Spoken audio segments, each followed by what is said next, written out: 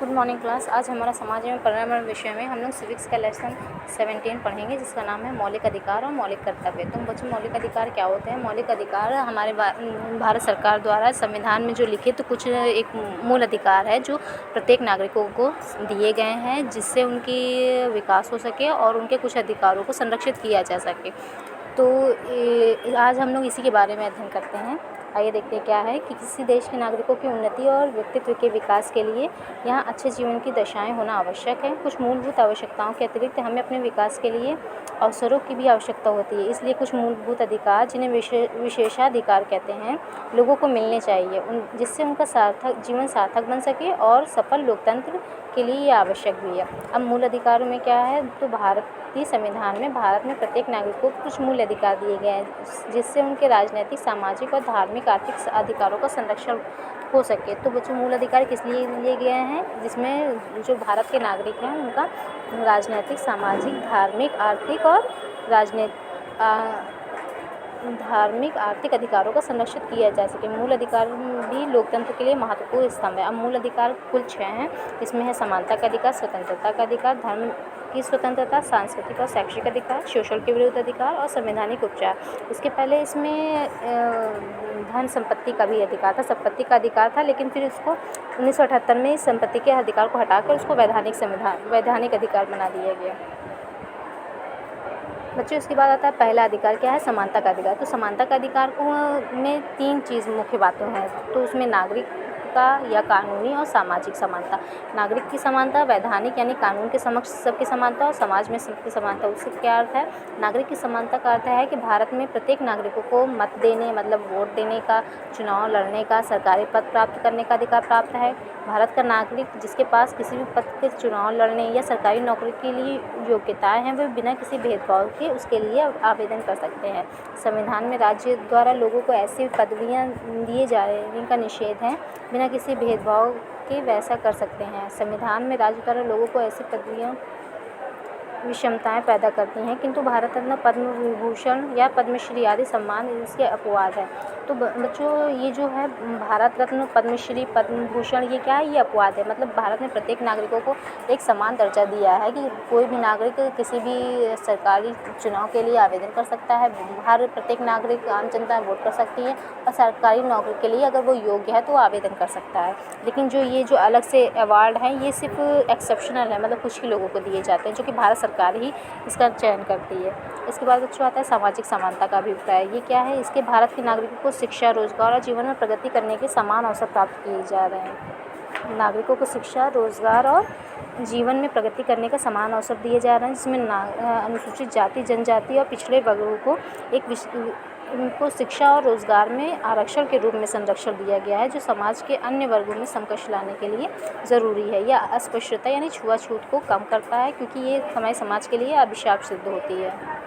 अब बच्चों, कानूनी समानता का अर्थ क्या है? कि भारत में प्रत्येक नागरिक, चाहे वो धनी हो या निर्धन हो, कानून की दृष्टि से प्रत्येक समान है। कानून धर्म, जाति, लिंग, स्थान या सामाजिक स्तर के आधार पर दो व्यक्तियों के बीच में कोई भी भेदभाव नहीं करता। अब स्वतंत्रता का अधिकार क्या है? तो बच्चों, स्वतंत्रता के अधिकार कुल 6 हैं। अब इस 6 में क्या क्या है, इसके बारे में हम लोग अध्ययन करते हैं। कि इस 6 में पहला है कि हम लोग शांतिपूर्ण होकर, बिना शस्त्र, मतलब शांतिपूर्वक, बिना किसी हथियार के हम लोग एकत्र होकर होने की स्वतंत्रता हमको मिली है, जिसमें भारत के नागरिक सार्वजनिक सभा कर सकते हैं, बिना हथियार और हिंसापूर्ण के जुलूस निकाल सकते हैं, किंतु सामान्य कानून और व्यवस्था को रखने के लिए इस अधिकार के प्रयोग पर उचित अंकुश लगाया जा रहा है। मतलब ऐसी सभा का गठन अगर जिससे हिंसा भड़कती है, तो उसके लिए इस स्वतंत्रता पर भी हमें अंकुश लगाया जा सकता है। हमें भाषण और अभिव्यक्ति की स्वतंत्रता है, मतलब कि हम किसी भी सार्वजनिक महत्व पर ये सभी मामलों में अपने विचार को लिख कर या भाषण के द्वारा अभिव्यक्त कर सकते हैं। इस स्वतंत्रता के कारण भारत में प्रेस सरकार की आलोचना के लिए स्वतंत्र है। मतलब जो प्रेस है वो क्या है? भारत सरकार के बारे में अच्छी और बुरी जो भी आलोचनात्मक बात है वो लिखने के लिए स्वतंत्र होती है। संघ और संगठन का निर्माण करने के लिए स्वतंत्र है। भारतीय नागरिक अपने हितों की रक्षा के लिए विभिन्न संगठन बना सकते हैं। जैसे कारखानों में काम करने वाले श्रमिक अपने हित की रक्षा के लिए क्या कर सकते हैं? श्रमिक संगठन या ट्रेड यूनियन बना सकते हैं। भारत के किसी भी भाग में रहने और बसने की स्वतंत्रता का अर्थ ये है कि देश के नागरिक व्यवसाय और नौकरी के लिए किसी भी देश के किसी भी भाग में जा सकते हैं, किंतु जम्मू कश्मीर एक ऐसा संवेदनशील क्षेत्र है जहाँ पर बसने पर नियंत्रण लगाया जा सकता है। मतलब भारत के प्रत्येक नागरिक को ये स्वतंत्रता है कि वो भारत के किसी भी राज्य में जाकर नौकरी कर सकता है, वहाँ रह सकता है, अपने परिवार को वहाँ ले जाकर बसा सकता है। लेकिन जम्मू कश्मीर एक ऐसा क्षेत्र है जहाँ पर संवेदनशील मतलब वहाँ गोलीबारी या बमबारी अधिकांश हुआ करती है, तो वहाँ पर प्रतिबंध है। फिर किसी भी व्यवसाय या नौकरी पाने की स्वतंत्रता का अर्थ है कि कोई भी व्यवसाय या व्यापार कहीं भी गैर कानूनी ना हो तो वो कर सकता है। कोई भी नागरिक कहीं भी जाकर अपना व्यापार कर सकता है। संपूर्ण देश में स्वतंत्रता, घूमने की स्वतंत्रता के अंतर्गत भारत के नागरिक को व्यवसाय, नौकरी को मनोरंजन के लिए हम कहीं भी जा सकते हैं। हम किसी भी राज्य या प्रदेश के निवासी हैं तो हम भारत देश में किसी भी स्थान पर अपने मनोरंजन के लिए या घूमने के लिए स्वतंत्रतापूर्वक जा सकते हैं। इसके बाद बच्चों आता है धर्म की स्वतंत्रता। तो हम सभी लोग जानते हैं कि भारत एक धर्मनिरपेक्ष राज्य है, मतलब राज्य में किसी भी विशेष धर्म को संरक्षण नहीं दिया गया है। कानून की नज़र में या संविधान की नज़र में प्रत्येक धर्म समान है और प्रत्येक व्यक्ति की ये खुद की इच्छा है कि वो कौन सा धर्म अपनाता है। वो अपने धर्मों में धार्मिक विश्वासों में हस्तक्षेप नहीं करना चाहिए, यानी राज्य किसी भी व्यक्ति के धर्म में हस्तक्षेप नहीं करता है और प्रत्येक नागरिक अपने धर्म के अनुसार ही उसको मानता है, अपनाता है और प्रचार करने की इसको स्वतंत्रता प्राप्त हुई है। इसके बाद जो आता है सांस्कृतिक और शैक्षिक अधिकार। हम सभी लोग जानते हैं कि हमारे देश में विभिन्न प्रकार की संस्कृति और शैक्षिक अधिकार है। भारत एक ऐसा देश है जहाँ विभिन्न भाषाएं बोली जाती हैं। भारत के संविधान में 22 भाषाओं को दर्जा दिया गया है। विभिन्न रीति रिवाज है, विभिन्न जीवन शैलियाँ हैं, विभिन्न संस्कृतियों का पालन करते हैं। संविधान सभी लोगों को प्रादेशिक भाषाओं, लिपियों और साहित्य के विकास की पूर्ण स्वतंत्रता देता है। मतलब जो भी प्रदेश की भाषा है, लिपि है, इनका विकास करने के लिए भी संविधान स्वतंत्रता देता है कि वो अपने भाषा का प्रचार कर सकें, उसको व्यापक कर सकते हैं, उसको विश्व भर में फैला सकते हैं। तो इसमें किसी भी प्रकार का किसी भी व्यक्ति के साथ भेदभाव नहीं करता, चाहे वो किसी भी राज्य से हो, किसी भी धर्म से हो, किसी भी जाति से बिलोंग करता है। शोषण के विरुद्ध अधिकार। हम सभी लोग जानते हैं कि निर्धनता समाज में बड़े वर्ग द्वारा शोषण का मूल कारण है। मतलब भारत देश में अधिकांश जनसंख्या निर्धन है, जिसके द्वारा क्या होता है, जो अमीर व्यक्ति है उसके द्वारा उसका शोषण किया जाता है। ग्रामीण क्षेत्र में परंपरागत खर्चों और वस्तुओं के ऊंचे मूल्यों के कारण बहुत से ऊंचे लोग क्या करते हैं, ब्याज पर महाजनों से उधार ले लेते हैं। ऋणदाता देय राशि लौटाने में असमर्थ होता है तो उसे महाजन के लिए बिना वेतन के काम करने हेतु बाध्य किया जाता है, जिसे क्या कहते हैं, बेगार कहते हैं। बेगार किसे कहते हैं कि जब बिना वेतन से काम करने पर कोई भी व्यक्ति बाध्य करता है तो उसे बेगार कहते हैं। इसी प्रकार स्त्री या छोटे बच्चों, उनका भी शोषण किया जाता है। निर्धन परिवार के बच्चों को बड़ी संख्या में अनेक खतरनाक उद्योग जैसे कि पटाखा बनाना, स्लेट बनाना, माचिस बनाना, खदानों में काम करना, ये सब जो है बच्चों के स्वास्थ्य के लिए हानिकारक होते हैं। लेकिन अगर किसी भी जगह पर ऐसा काम कराया जा रहा है तो वो निषेध है, मतलब उस चीज़ को मना किया गया है, तो उसके लिए भी सज़ा भी है। तो ऐसा भी कोई भी शोषण के विरुद्ध अधिकार, मतलब किसी का भी शोषण हो रहा है, किसी को अधिक श्रम के बदले में कम वेतन मिल रहा है, तो इस चीज़ को निषेध किया गया, मना किया गया है। इसके बाद जो आता है संवैधानिक उपचार का अधिकार।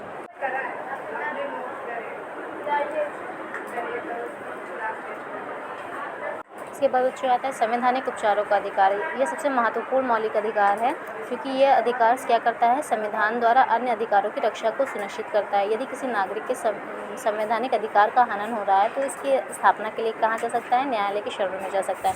मौलिक अधिकार को न्यायालय के द्वारा यानी कोर्ट के द्वारा पुनः लागू किया जा सकता है। संविधान में न्यायालय को ऐसे आदेश रिट देने की व्यवस्था की गई है जिससे नागरिकों द्वारा मुकदमा करने और उनके अधिकारों को वापस दिलाने के लिए नागरिकों के उनके अधिकारों का संरक्षक बनाया गया है। तो नागरिकों के अधिकारों का संरक्षक किसे माना जाता है, न्यायालय को माना जाता है।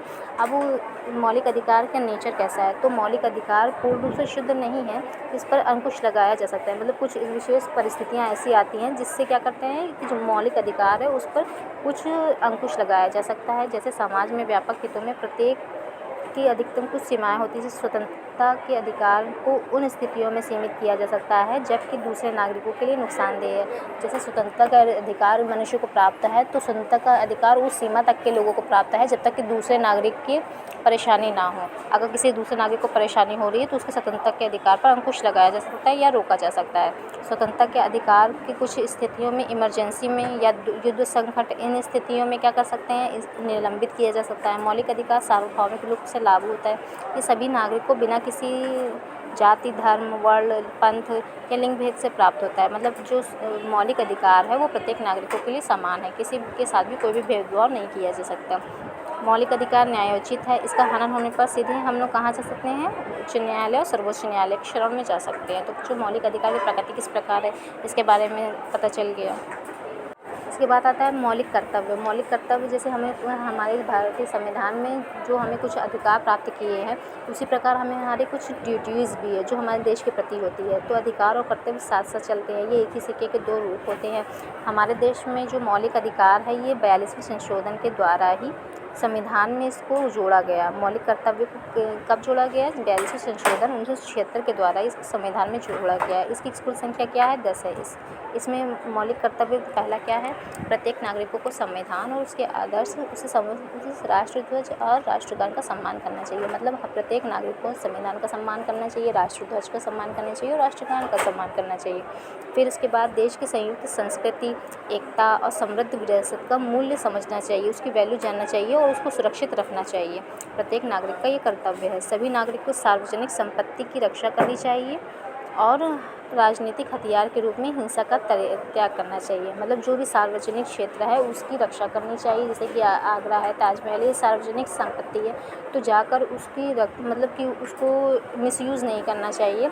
और जो हथियार है या हिंसा है, लड़ाई झगड़ा है, इसका त्याग करना चाहिए। सभी नागरिकों को भारत की एकता, संप्रभुता, अखंडता इसको बनाए रखना चाहिए। सभी नागरिकों को व्यक्तिगत और सामूहिक क्रियाकलापों में उत्कृष्टता हासिल करने का प्रयास है, जिससे देश लगातार उन्नति कर सके और ऊंचाई उपलब्धियां पा सके। जैसे कि भारत के प्रत्येक नागरिक है वो किसी भी क्रियाकलाप, मतलब कोई भी स्किल से या कोई भी ऐसे कौशल के द्वारा अपने आप को या अपने व्यवसाय को बढ़ा सकता है। इससे उसका भी विकास होगा और देश का भी विकास होगा। सभी नागरिकों को स्वयं में वैज्ञानिक दृष्टिकोण, मानवीयता और जिज्ञासा, सुधार की प्रवृत्ति विकसित करना चाहिए। मतलब कि पुराने आडंबर से निकलकर वैज्ञानिक दृष्टिकोण को अपनाना चाहिए, मानवता को बनाए रखना चाहिए और सुधार की प्रवृत्ति जो है, अपने अंदर की जो गलत आदत है उसको सुधार करने की प्रवृत्ति विकसित करना चाहिए। व्यक्तियों को उन आदर्शों का आदर करना चाहिए जिन्होंने हमारी स्वतंत्रता के लिए राष्ट्रीय संघर्ष को प्रेरित किया गया। मतलब जो महान व्यक्तित्व हैं उनके प्रति हमें उनके प्रति हमें आदर का भाव, सम्मान का भाव रखना चाहिए। नागरिकों से यह आशा की जाती है कि वे देश की रक्षा करें और आवश्यकता के समय राष्ट्र की सेवा करें। सभी नागरिकों का यह पवित्र कर्तव्य है कि वे देश की संपूर्ण जनता में समरसता और भाईचारा बनाए जाए। प्रत्येक नागरिकों को आपस में भाईचारा की भावना के साथ, जैसे भाई भाई एक साथ रहते हैं, वैसे देश के सभी नागरिकों को एक साथ एक दूसरे का सहयोग करना चाहिए। नागरिकों को प्राकृतिक पर्यावरण जिसमें वन, झील, नदी, वन आदि सम्मिलित किए जाते हैं उसकी रक्षा करना चाहिए, उसका संवर्धन करना चाहिए।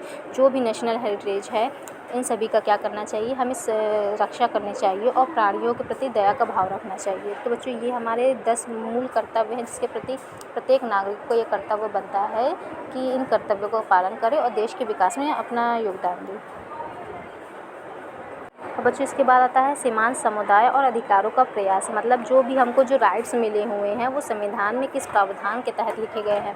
तो इसमें पहला जो लिखा है वो धारा 330 मतलब आर्टिकल 330 और 332 में लिखा है कि अनुसूचित जाति और जनजाति के लिए लोकसभा और विधानसभा में राज्य की कुल जनसंख्या उनकी जनसंख्या के अनुपात के आधार पर ही आरक्षित की जाती है। उसके बाद दूसरा लिखा हुआ है संविधान की धारा 335 है, उसके अनुसार क्या है, केंद्रीय और राज्य के सरकारी कार्यालयों के पदों तथा सेवाओं में अनुसूचित जनजाति पर पूरा ध्यान दिया जाए। मतलब कि जो केंद्र सरकार है या राज्य सरकार है, इनकी जो भी सेवाएं हैं, केंद्र सरकार और राज्य सरकार की सेवाओं में जो निचली जाति है इन पर पूरा ध्यान देना चाहिए। फिर धारा 339 के अनुसार लिखा गया है एक आयोग की स्थापना ऐसी की जाए जो उचित पूछताछ के बाद राष्ट्रपति को अनुसूचित जाति के क्षेत्र, उनके प्रशासन और उनके कल्याण की रिपोर्ट दे।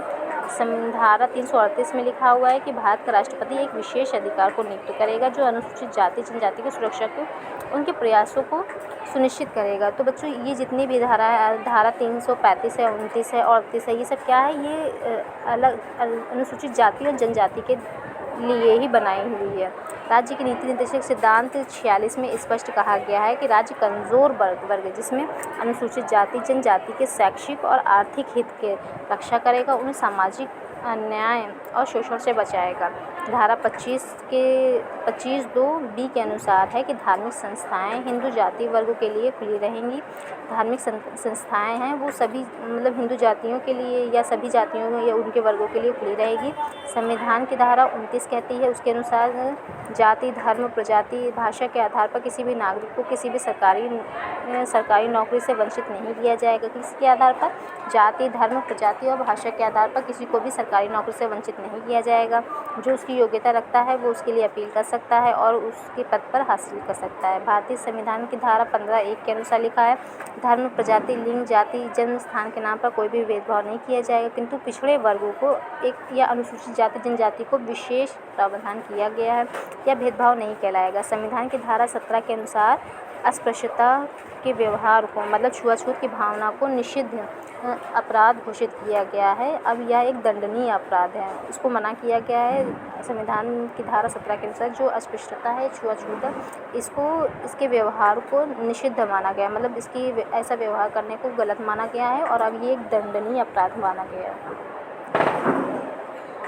बच्चों, इसके बाद आता है सीमांत वर्गों के लिए या सीमांत वर्ग के कल्याण के लिए सरकार ने क्या क्या प्रयास किया गया है। तो जो पिछड़ी जाति है उनके लिए सरकार ने कौन कौन से प्रयास किए गए हैं, उनके लिए किया गया है। सबसे पहले अनुसूचित जाति जनजाति लड़कियों के लिए हॉस्टल की व्यवस्था की है, उनके पढ़ने के लिए पुस्तकीय अनुदान मतलब डोनेशन दिया गया है और पैसों की उपलब्ध कराया गया जिसमें उनकी अच्छी शिक्षा हो सके और उनका अच्छा रह सके। अनुसूचित जनजाति क्षेत्रों में व्यावसायिक प्रशिक्षण दिया गया है, उनको कौशल का विकास करा के उनको व्यापार में उन्नत करा सकें। कक्षा 6 से 10 तक के राज्य सरकार द्वारा छात्रवृत्ति स्कॉलरशिप की व्यवस्था की गई है जिसमें उनके आर्थिक सहायता हो सके और उनकी शिक्षा सुचारू रूप से चल सके। प्रतियोगिता परीक्षाओं के लिए कोचिंग की व्यवस्था की गई है। मतलब कि जो कंपटीशन है उसकी परीक्षाओं के लिए कोचिंग की व्यवस्था के लिए केंद्र राज्य सरकारों के धन की व्यवस्था की जाएगी। ये सारी सुविधाएं उन लोगों के लिए है जो पिछड़ी जाति या अनुसूचित जाति और जनजाति में आ रही है, उनके लिए है जो आर्थिक रूप से पिछड़े होते हैं। केंद्र सरकार या राज्य सरकार की सेवाओं के अनुसूचित जाति और जनजाति या पिछड़ी जाति के लिए सीटों का आरक्षण किया गया है। इसके अतिरिक्त जिन अनेक सुविधाएं दी गई जैसे न्यूनतम आयु में वृद्धि, योग्यता और अनुभव, इन सभी में रियायत भी दी गई। विभिन्न राज्यों और केंद्र शासित में अनुसूचित जाति जनजाति के हितों की सुरक्षा के लिए और उनकी वृद्धि के लिए अलग अलग कल्याण विभाग की स्थापना की गई है। अनुसूचित जाति, जनजाति और अन्य पिछड़े वर्ग के लिए पर्याप्त व्यवस्था की गई है। सन 1955 में अस्पृश्यता उन्मूलन अधिनियम इसका बनाया गया। 1955 में क्या बनाया गया? अस्पृश्यता उन्मूलन अधिनियम, जिसके अनुसार कोई भी व्यक्ति किसी भी रूप में अस्पृश्यता का व्यवहार करने पर कानून रूप से दंडित होगा। तत्पश्चात नागरिक अधिकारों का सुरक्षा अधिनियम 1976, नागरिक अधिकार सुरक्षा अधिनियम कब बनाया गया? 1976 में बनाया गया। तथा क्रूरता प्रतिबंध अधिनियम 1990 में बनाया गया जिसमें अस्पृश्यता और क्रूरता के लिए दंड का प्रावधान है। मतलब ऐसा कोई भी व्यक्ति जो अस्पृश्यता कर रहा है, छुआछूत फैला रहा है या किसी को शारीरिक रूप से दंडित कर रहा है तो उसको सरकार द्वारा दंड करने का अभिप्राय है। बच्चों, ये चैप्टर कंप्लीट हो गया। आगे हम लोग इसी एक्सरसाइज करते हैं। इसमें पहले लिखा हुआ है भारतीय संविधान में नागरिकों को मौलिक अधिकार मिले हैं तो 6 मिले हैं। कानून का अपराध घोषित किया जा सकता है किसे? अस्पृश्यता को। भारतीय संविधान का 42वां संशोधन कब हुआ? 1976 में। समानता के अधिकार कितने प्रकार की समानता है? 3 प्रकार की। भारतीय संविधान में 3 समानताओं को गारंटी देता है। तो बच्चों ये 6 कटा हुआ है, आप ये 3 लर्न करिएगा, ये 6 नहीं है। 3 समानताओं की गारंटी देता है। अस्पृश्यता सदियों से समाज के लिए अभिशाप रही है। भारत एक धर्मनिरपेक्ष राज्य है। संपत्ति का अधिकार 1978 में संविधान द्वारा वैधानिक अधिकार बना दिया गया है, मतलब उस संपत्ति के अधिकार को मौलिक अधिकार से हटा दिया गया। भारत एक धर्मनिरपेक्ष राज्य है, ये सही है। भारतीय संविधान में नागरिकों को 5 मौलिक अधिकार है, गलत। 6 अधिकार दिए गए हैं। स्वतंत्रता के अधिकार में 6 प्रकार की स्वतंत्रता दी गई है। सही। संविधान लोगों को अपनी भाषा, लिपि, साहित्य, संस्कृति के विकास करने की स्वतंत्रता नहीं देता, गलत। तो बच्चों ये एक चैप्टर कंप्लीट हो गया है, आप लोग अच्छे से पढ़ लीजिए और एक्सरसाइज भी कर लीजिए।